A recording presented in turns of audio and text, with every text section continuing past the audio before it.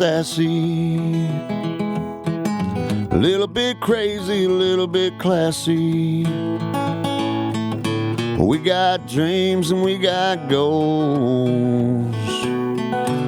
We're just a couple of old sassholes. Ooh. Hello. I think we're doing this. We are. Hi, everyone. Welcome to A Couple of Sassholes podcast. I'm Brooklyn Maple. And I'm Heather Terry. And we are breaking into you live in Orlando, Florida. Yes, right here from the end of CrimeCon 2023. Yes. As we sit in our hotel room and we have like 45 minutes before we're supposed to be checked out. Yeah. And we're doing it now. We like to live on the edge. That's what matters. You do it when you can do it. How'd you feel about CrimeCon? CrimeCon was so fun. And we got to meet Nancy Grace and Paul Holtz. And we're going to post all these pictures and be annoying. And we don't care. No. Not at all. I don't care. Didn't get to see Chris Hansen. That line was too long. Oh my God. That like it's a fucking Halloween Horror Nights line. Right. But you think he would be naked at the end of it? You could hope. You could hope. I don't know that he's the one I'd want to see naked, but He's pretty cute. Yeah.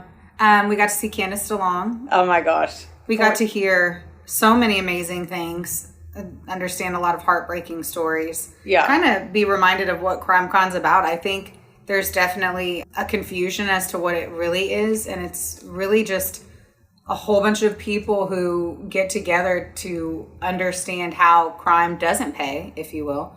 That there's people's lives at stake constantly, that people's names need to be on the edge of your mouth all the time, especially if there's cold cases out there. I think it was just a really inspirational time. I don't know that I was expecting it to be that inspirational, but it really was. Yeah, you nailed that. I agree with everything you just said, because people hear this, what we do, and they think we're a little out there, but there's a lot of people that think the same way we do, and there's a reason why.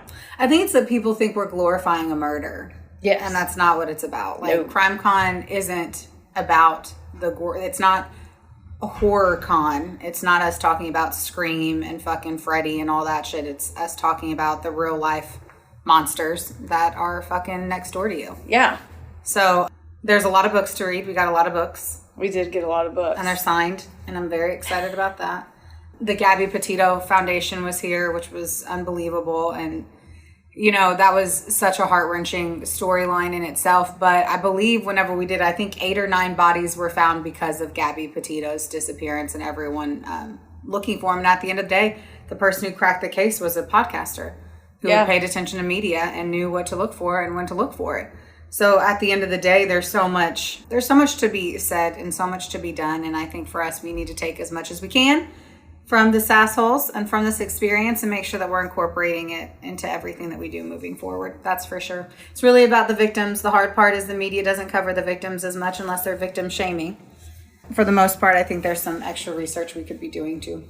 Oh, 122%. We also found out that at Joe's Crab Shack, they don't devein the shrimp. I think that's probably the most heinous. You had so many poop shoots in the... I just can't get past the fact that, like, they don't. How is that? Like, I was going to call the cops. I want to know how they didn't. Because I don't think, to me, in my mind, it's not legal to have poop in the shrimp poops. I don't feel like it should be. I feel like every place has to devein it. I don't know. I'm still upset about that. It means that we ate $5 worth of food because I was like, I'm not eating shrimp poop. Yeah. It's against my religion. I don't know.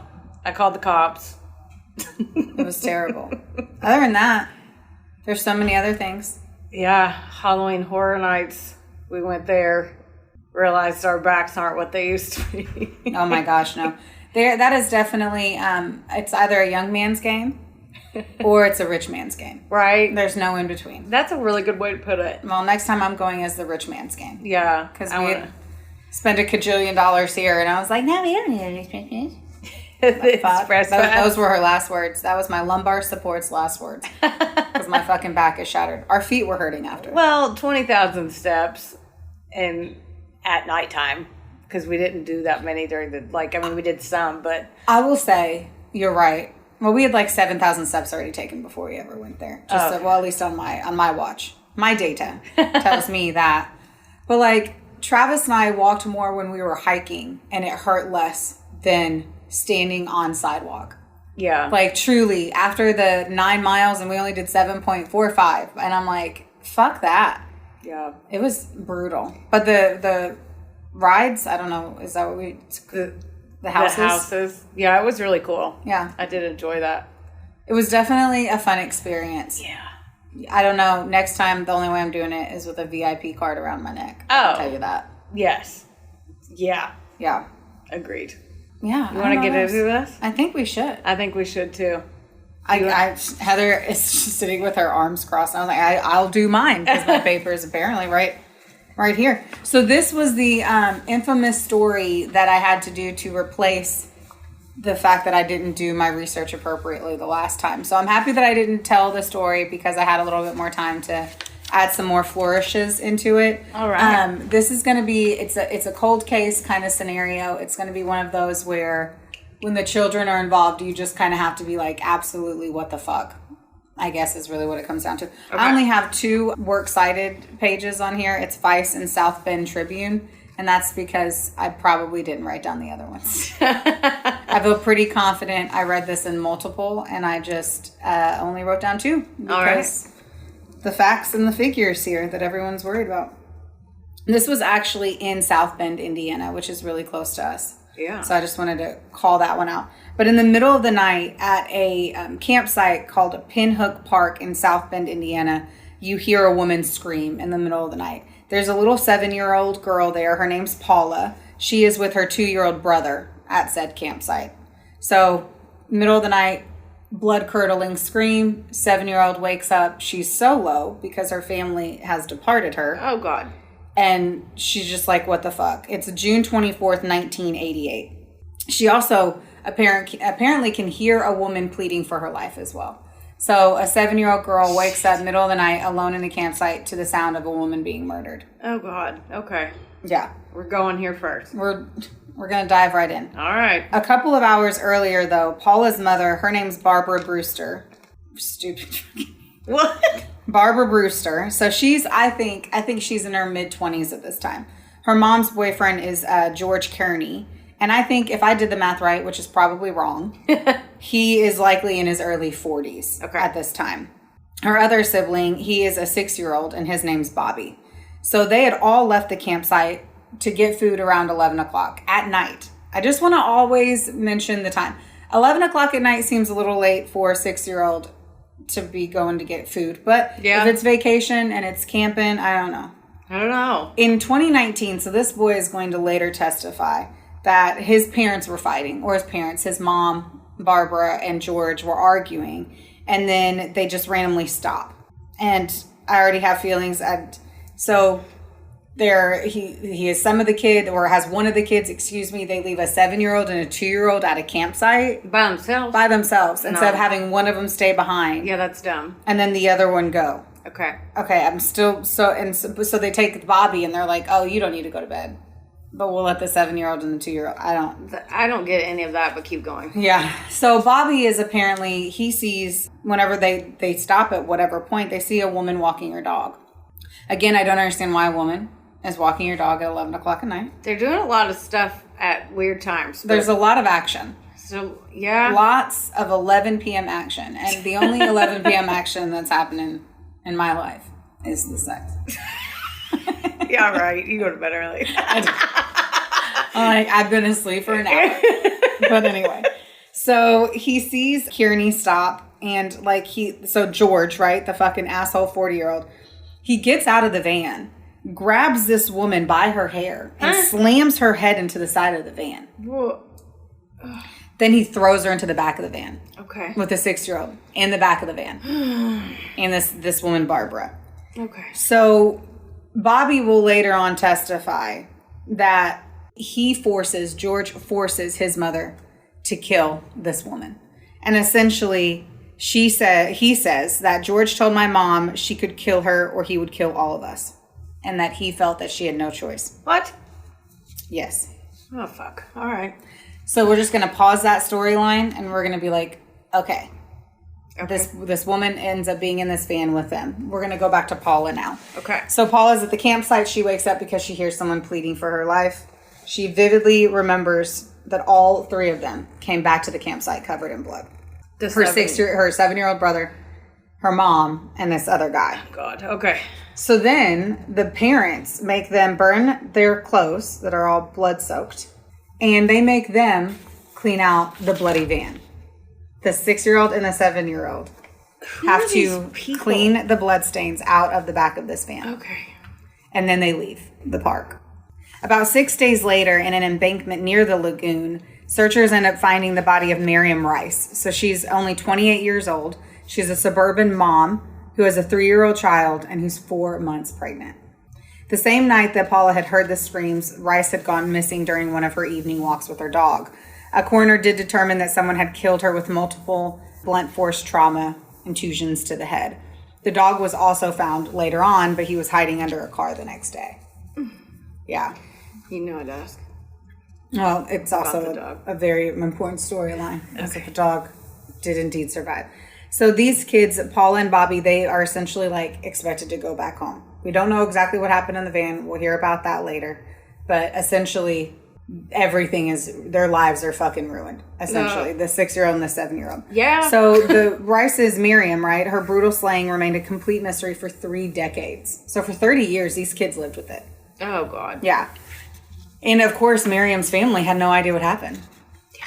Besides the fact that she was beaten to death when she was 4 months pregnant walking her dog at a campsite in South Bend, Indiana. Okay. So when St. Joseph County Prosecutor Kenneth Cotter, he charges 77-year-old ex-con George Kearney and 56-year-old Barbara Brewster, who was obviously his former girlfriend and Paula and Bobby's mother, with murder. Kearney has been in custody for weeks, and a judge ruled Brewster to be held without bond following her extradition over the weekend from Weaver, Alabama, where she was living at the time. Both had pleaded not guilty. Her children, who are now adults, whose names are Paula Brooks, so that was Paula Brewster, who was the 6-year-old girl. Yeah. And Robert South, because Bobby just changed his fucking name. He was like, I ain't doing that shit anymore. Right. So every time we talk about Bobby now, Bobby is an adult man named Robert South. Okay. They're the key eyewitnesses whose statements helped, obviously, this cold case find probable cause against George and Barbara. It's an unlikely breakthrough, though, for a homicide case as it had been dormant for so long. And so it also made it more complicated because of the family ties that were within the group of people. Yeah. Most of these cases are solved through connections of DNA techniques and recanvassing the cases. This guy, Jason Dickinson, he was a psychology professor who specializes in child and adult eyewitness testimony. And he said, insofar as cold cases being solved by eyewitnesses who were children at the time the crime took place, something like this is a very, very rare occurrence. Yeah. So another one is a law professor. They brought in a lot of people in here because it was so bizarre. The kids were so young. It was such a long time ago, but there's a big piece to all of it that also happens later on. Well, that's what I was thinking, because it was so long ago and they were little. Yeah.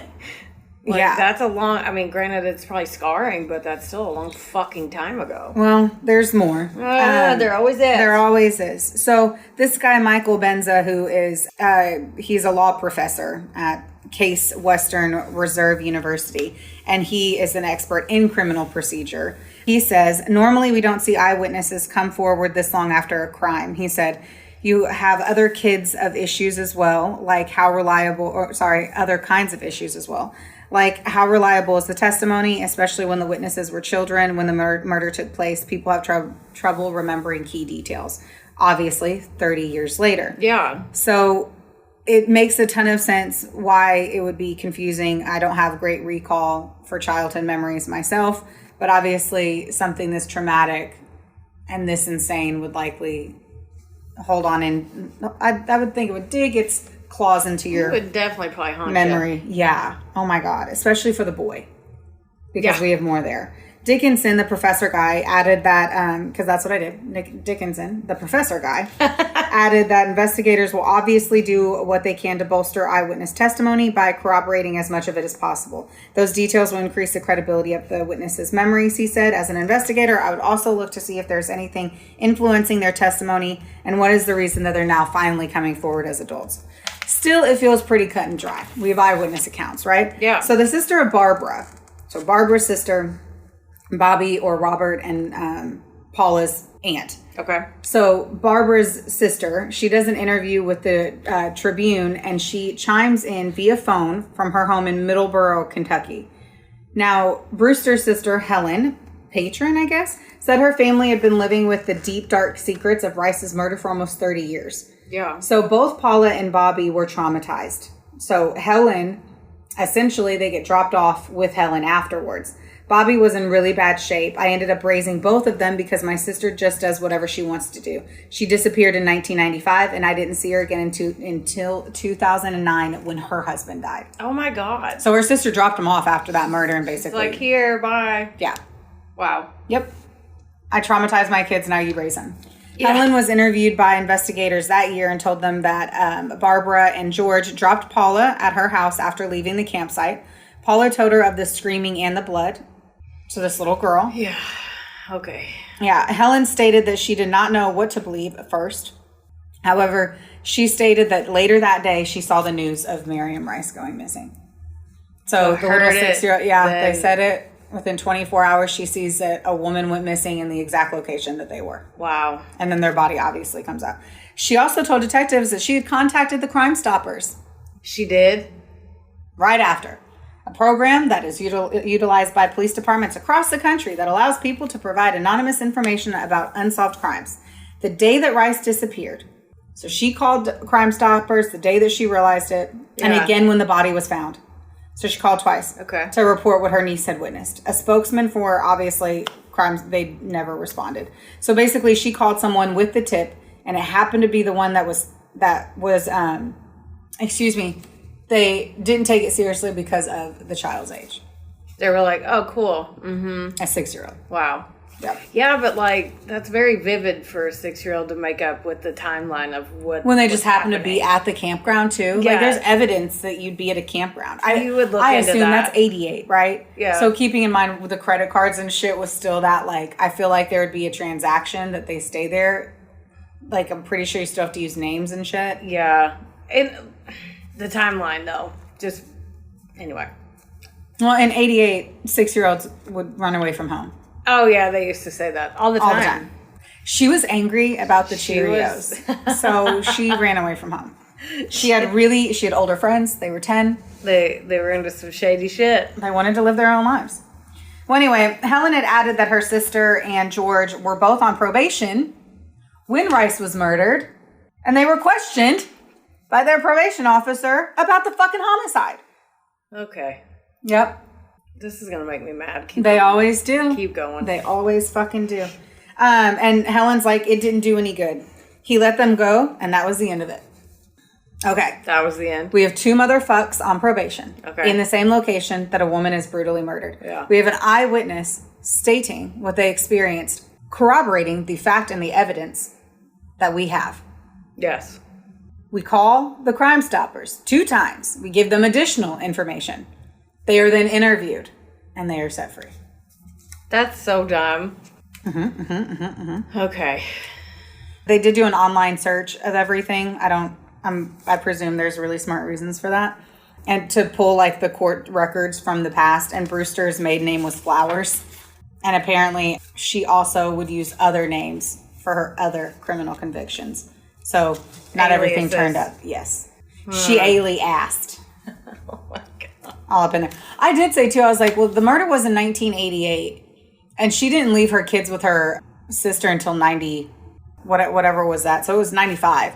So it was later on. So still all of that. Still, yeah. She dropped them off right after the camping trip. But she, I guess, was a mom for another 7 more years, I guess.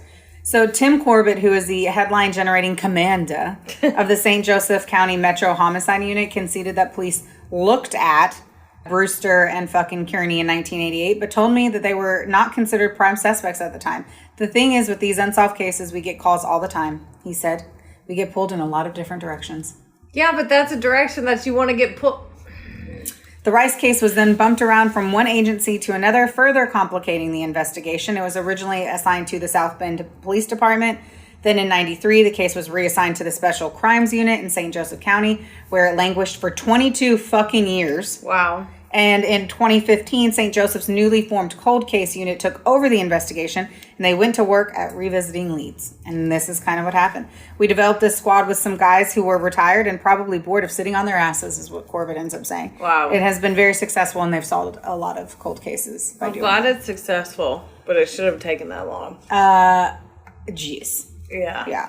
According to the complaint or whatever the fucking papers on this, the first break occurred in March 9. Wow. In Maine? The first break occurred on March 9th, 2016, when George gave a voluntary statement to cold case investigators claiming that he wanted to clear the air after receiving letters in prison from Paula questioning his involvement in Miriam's death. In 1989, George was hit with a 40-year sentence following his conviction for felony child molestation. Oh, God. So, there's that. Okay. During the police interview, George, stupid fuckwad, recounted how he and Barbara and her son Bobby were in his van when they saw Rice running along Pinhook Park's Pavilion. So I guess at this point, she was jogging lightly. George and Barbara got something out of a black bag and George said that Barbara got something out of a black bag and ran after the woman. That's also not what Bobby said. Right. He lost sight of his female companion and the woman, but heard her scream, is what George says. And then when Barbara returned, she had blood on her hands. He further stated that Barb washed her hands off in the lagoon. Okay. So she just got out of the vehicle, ran after a woman, murdered her, and then came back and was like, I had to wash my hands. Right. Yeah. They interviewed Paula and her brother, Robert, and their aunt, Helen. So Paula is 37. She gives her account, including the screams that she heard, the trio returning to the campsite covered in blood, and how her mother made her clean off the van's interior that had blood on it. Okay. I just want to, this little baby girl. Her brother, however, provided detectives with all of the details about what happened to Miriam, just her final moments on Earth. So he's now 35. He is with, obviously, George. They pulled the van over. And as we mentioned, that they grabbed Miriam, who did fight back. Now, George, and he says, Kearney smashed her face into the side of the van and then forced Miriam Rice into the van, the complaint states. Kearney began yelling at Brewster to kill Miriam Rice. South, Robert, he then saw his mother. He saw his mother in a very small proximity of the back of a van continually beat Miriam Rice about the head with some tools, while a substantial amount of blood was splashing about the van, including upon him. He said, traumatized by the murder his entire life, he never spoke to anyone about it because George had threatened to kill him if he did. Jesus. So that little baby boy Yeah. had to sit there while a pregnant woman was being beaten to death by his mother and get blood on his face and then have to scrub the blood out of the van. Oh, jeez. He had to watch a woman basically be tortured, a pregnant woman be tortured. When he was As close as you and I are sitting to each other. At the age of 6 or 7. Jesus. Yeah. On February 15th, the cold case detectives tracked down Barbara, who admitted that she was present when Rice was killed. Of course, she says that she wasn't directly involved in the murder, though she did die by her hands. At the end of the day, it was Barbara who ended up killing him. She insists that George had overpowered Rice and that he had rendered her unconscious in the van, and then he drove her and her children back to Pinhook Park and dropped them off. So he says, that she had murdered them behind, out, and he didn't see it. And then she's like, oh no, he grabbed the woman, but then he dropped me and my kid off. Yeah, that's not adding up. And she says that Miriam Rice was still unconscious in the van whenever George left her. And 15 minutes later, he came back without her. But Helen believes both of them had a hand in Rice's demise. If you ask me, I think my sister is guilty. So is George. She is really something, and that man is pure evil. Sounds fucking like it. Yeah. Well, Barbara Brewster got 60 years. Good. George was looking at 45 to 65 years in prison when he was 78. Now, George pleaded guilty on March 11th, and the court was scheduled to enter his guilty plea into the record when he was sentenced on March 29th. He died on March 24th. He died right before? Days before, at the St. Joseph County Jail. He was 78 years old. 3 days after he died at the St. Joseph jail, a judge accepted his guilty plea in the 1988 murder of Miriam Rice. Man, those poor kids. Right? And that poor girl. All of that is a bummer. All of it's terrible. Fucking bummer. What I didn't get to do was, and after this whole week and hearing everything, I'm like, I needed to go in there and see who was Miriam's spouse. Was he then accused of it? Yeah. Was he waiting for her? When did he call the cops? Like, they don't mention him as if that she was married and that he was, because we all know what would have happened is that they would have assumed it was the husband, and that maybe he wasn't happy that she was pregnant now and that he wanted to Yeah, and that's why the dog was hiding underneath a car, and because the dog knew the person or whatever the fuck it was. It would have been a completely different storyline, and I don't know who her spouse is. So that's a lack of investigative fucking journalism on my part. But I'm sure that her husband, spouse, partner, whoever it was likely the one that got the original brand. We just got lucky that we didn't hear that he then had to be left out of jail. Yeah. Because Or he was did 30 in there years. Yeah.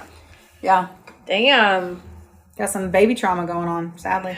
I wonder what happened too. Did the cops just go back through and they were like, hey, we're interviewing this, and this, like, these 35 and 37-year-olds are like, oh my God, let me tell you what really happened. Right? By the way, we told our aunt, and our aunt called and told you guys. You guys still just never came back. You even interviewed our parents. Like, you even interviewed them. Yeah. I mean, I want to know what happened on all that stuff. Somebody got a stiff talking to. I wonder at what level do you keep trying if no one's listening? And it's not, they didn't know Miriam. It wasn't their family. You know what I mean? Yeah. If it was Miriam's husband, I guarantee there is no ending in sight. You fight until the day you take your last breath for your loved ones. Yeah. I totally get that. But, like, from the perspective of people who are like, we told everyone. Yeah. We fucking told everyone. I told everyone. That would eat at me, though. My whole life. I'm sure. But if you were 6 and 7, yeah, and you literally you're compartmentalizing that. You're putting that into some part of you that you've obviously tucked away, because if you didn't, you wouldn't be able to wake up every day. That's true. So I don't know if they're getting, I don't know. You don't know what you don't know whenever it was a 6-year-old and a 7-year-old. You don't know. Now you know. Yeah. Now you do know. Well, this is a different turn. This is definitely a different turn. I'm ready for the turn. Are you? Okay. This is the story of Mary Reeser. And that probably won't ring any bells because I just stumbled upon this and into it. So there's that. The sources, Wikipedia, Tampa Bay Times, allthat'sinteresting.com, and an episode of the podcast called True. Now, I was trying to look for stories about Florida. I knew we would be murdered out after this weekend. So this is still sad, but it is interesting. So there's that. Mary Hardy Reeser was born on March 8th, 1884 in St. Petersburg, Florida. And since the story's kind of wild, it overshadowed her upbringing. So I don't have a lot on the backstory, plus 1884. So it's 1884. Yeah, it's not like it was I heard on her. 1984, yeah. So I'm very happy that we went back to this. Yeah, so it's not like I can look at her Facebook page. Yeah. And... Oh, you know what we didn't apologize? You guys, we're recording on a phone in a hotel. So let's just act like all the sounds that you hear aren't really happening. That's right. I'm putting my feet on your bed, but I think you're going to be okay with it because you're not sleeping in it anymore. Yeah, it's fine. To give you a hint, Mary was dubbed by the newspapers back then as the Cinder Woman. Okay. Cut to 1951. Mary was 67 years old, and she was a widow living alone in St. Pete, and she had at least one son that I found. And she had recently moved down there after her husband passed away to be closer to her son and her grandkids. On July 1st, 1951, her son came over to visit her, and she was like, hey, I'm like lonely. Like, this is lonely down here. She missed her husband, and it was getting late. Her son's like, look, just take a couple sleeping pills, get a good night's sleep, and we'll figure all this out. She put on her favorite nightgown and got comfy in her lazy boy. And July 2nd, the next day at 8 a.m., Mary's landlady, who had the coolest name ever, by the way, her name was Pansy Carpenter. You don't hear that That's one. a great name. You don't hear that every day. Oh my gosh. When did we stop calling people Pansy? Pansy Carpenter. I feel like I was being weak. Yeah. Don't be a pansy. Yeah. But Pansy came over to deliver a telegram for her. And Pansy knocked on the door and there was no answer. So she tried to, call out to her. She didn't hear Mary. And then she went to touch the doorknob and she about burned her hand. And she also said the walls smelled like smoke. So she backed up and she called the police. And when they busted in the apartment, all that remained of Mary was her foot that still had a black house shoe on top of a pile of ashes in front of the burned up Lazy Boy. They also found a piece of her spine and her skull, which apparently had shrunken down to the size of a teacup, which is apparently the opposite of what happens in a fire. What? Yes. Yes, that look is accurate. I'm like, did I eat a gummy? No, you heard it correct. So they walked when in. you said you were taking a turn, Yeah. I was not prepared. Yeah. It was Okay. a big old turd. Okay. So Okay. So severed foot on top of in a ashes. slipper still. Yes. On top of ashes. Yes. Part of her spine, head size of a teacup, her skull. Tiny, teeny tiny, not big. It's supposed to be big. Shrunk. Right, because our current skulls are not the size of it. Well, like whenever they burn, apparently they're supposed to expand. And they? And this went the other direction. And then the chair. I'm sorry, I shouldn't laugh. The chair was torched, right? So she was reduced to this. The chair was gone. The rug where the chair was obviously burned, but nothing else was burned in the apartment. This is not real. Okay, the walls had smoke damage, but that's it. Did you contact? Are you sure this is real? Yes. Okay. So did you get hoaxed? No. So the cops were like, "What the fuck? Like how?" How about like someone like this is not fireball just blew her up? Yeah, they don't. Okay, so to burn a human body, it takes hours and it has to sustain 3,000 degree Fahrenheit temperature for hours. Yeah, that's why bonfires don't get rid of bodies that well. And you had that one in the holster.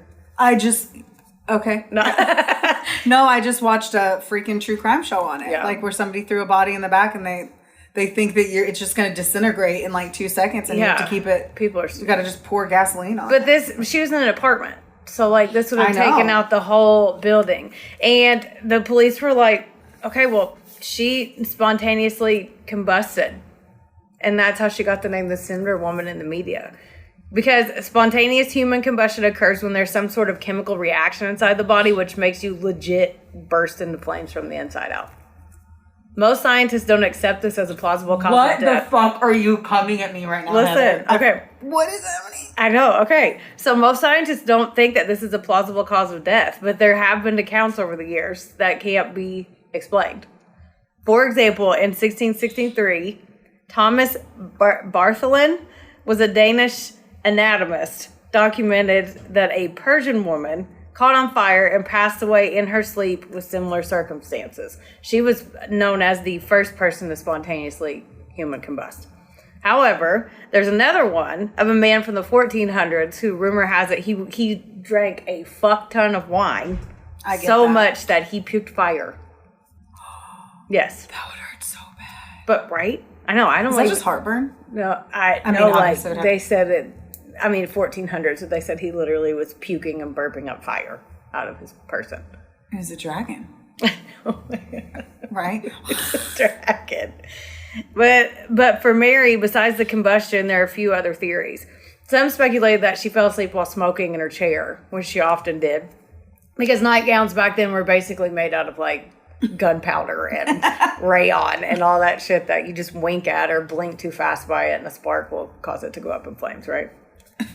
Right. Yes. And another theory was that lightning struck her through the window.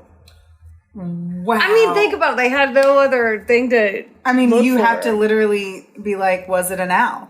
Right. Yeah. Like the staircase, the owl theory. Yeah. And once this news broke, a shit ton of people started calling the cops because they had to, weigh in. Armchair sleuths have been around forever. Yes. Some said the fabric in her chair sparked something. Some mentioned a bomb. Either way, the public was very, very, very fucking intrigued. To say the least. Yeah. The St. Pete police sent off tons of evidence to the FBI, though. They're like, listen, we definitely need your help. So they sent like pieces of the walls, bone fragments, the rug that was burned, all of that. And after 3 weeks, the FBI said there was no lightning evidence, no accelerant or anything. Wow. On any of that. I wonder how they tested it back then, just sniffing it hard. Right? It was like an 1886. It's not like they took it to the lab. Well, this was in the 50s, but yeah. Oh, I mean, still, we didn't have DNA. Yeah, I know. Yeah, they just look at. They're like, well, it doesn't smell like gas. So, does it smell like gas? Not to me. No. So no. No right accelerant. No accelerant. Okay. One theory said that this annoyed me. One of the theories was like, well, she was 170 pounds, so her own body fat acted like fuel, like a candle. Oh my gosh. Because, she was just so morbidly obese that she was 170. 170. Yeah. And they said that but that really did annoy me because they did act like we don't know how tall she was either. For all we know, she was like 6'1". Right? I know. But they were kind of dismissive about, like, a bunch of the old articles acted like she was this big 160 ogre. back then was like spelt. Yeah. I'm like, look how thin she is. Yeah, I know. Well, yeah, and all the old articles basically were like, well, she was fat and she burned. That is not. I am tired of people shaming. Oh, I know. And the majority of the people think that this theory is ridiculous, and they're calling a dead lady a candle, which that's so fucking It's not like she was a witch. I know, yeah. I'm kidding. And to this day, nobody knows what happened. And it's still technically open, like an open case. That's a kind of fucked up story. I don't know why you just threw that shit at me. And they were like, hey, guess what? We don't have an answer. It was ruled spontaneous human combustion. They left it that. And after they concluded the investigation back then, they buried a portion of her remains next to her husband. And then they sent the other half with her son.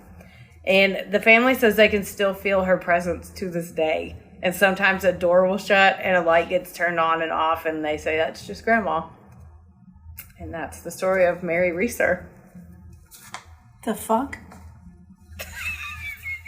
Talk about, like, how would you not be a ghost? Unsettled business. Oh. I'd be like, dude, I literally just imploded for no reason. I know. Just wasn't trying to even have ready. a cig in my nightgown. Because I was having my nightcap. Right? And her Didn't take my sleeping pills. I know. That helped me sleep. Well, there you go. There you You have probably it. shouldn't light a cigarette, though, while you're taking sleeping pills. No. Or inside ever. Right. Or at all. But there's a lot there. But flammable gowns. Poor Mary. Man. The boy probably felt bad too. He was like, just take these sleeping pills, and then his mom exploded. Like, it's just bad. And I hate it's just bad. It's bad news bears. I know. If I go out, I want to go out someone like that. Like, I want someone to do a podcast episode about me, and they don't know what happened. That sounds terrible. That's what all the family members of people who are devastated. Well, I mean, with this, they don't. I mean, I want it to be. You're like, I want unique. you to live the rest of your life devastated because you don't know what happened to me. No, you would know. This, you'd be like, of course she fucking did. That's I'd be what like, you would she say. spontaneously combusted, guys. It's fine, and then they'd arrest me. You'd be like, I'd be like, I planned that. I gave her explosive pills, so she would. I can't do it. I'm not here for it. I don't know. That's wild. I know. I didn't know that was a thing, and now I need to know everything about it. And I didn't either, and I read all. How many people have just those two? There's been some cases that cannot be explained. Some lady did it where she picked up 2 rocks on a beach or something and had them in her pocket, and they think that the rocks were like some kind of lava rocks or something, and she literally exploded because of the rocks. And I'm holding my hands up like people can see. Can you? What? Do not ASMR. Do not. But yeah, they said that she caught on fire because of that, and like it got stuck to her pants, and then her husband tried to come over, and then he got burned, but she passed away. Oh my god, that sounds because of 2 terrible. rocks that she picked up. See, nature is dangerous. At the bottom line of all of this, nature is dangerous. I'm gonna let it go. I'm gonna let it go. Yeah. Because I would argue men are more dangerous. That's very true. Anywho. So we had so much fun at CrimeCon. Sorry that we did. We met so many cool people, a bunch of cool podcasters. You pivoted so hard, my ankle is jammed. I know. Where did you go with? I was like, oh, I didn't know. You got to keep up. Apparently.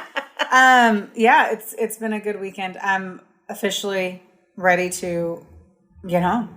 Yeah. I think I'm ready. I think we've done what we came to do. There's also a cool convention for a financial payment system happening here, and I think that's about my max nerdiness. I think I'm ready to gallivant on back to Kentucky. Yes. Where the tea is sweet and so are the people. Whoa. How cute was that? That was kind of cute. That's annoying that it was cute. do what I can. You guys, we love you so much. Yeah. Thanks for being here. Subscribe, review, all the things. Do all of them. Don't do one of them. Do them all. Yeah, we really need you to do all of them. Yeah. We've been over here fucking slinging our cats around. It's time for you guys to, I don't know, where to go from there. Okay, well, we love you guys. All right, love you. Bye. Bye. Theodore, can I pet that dog?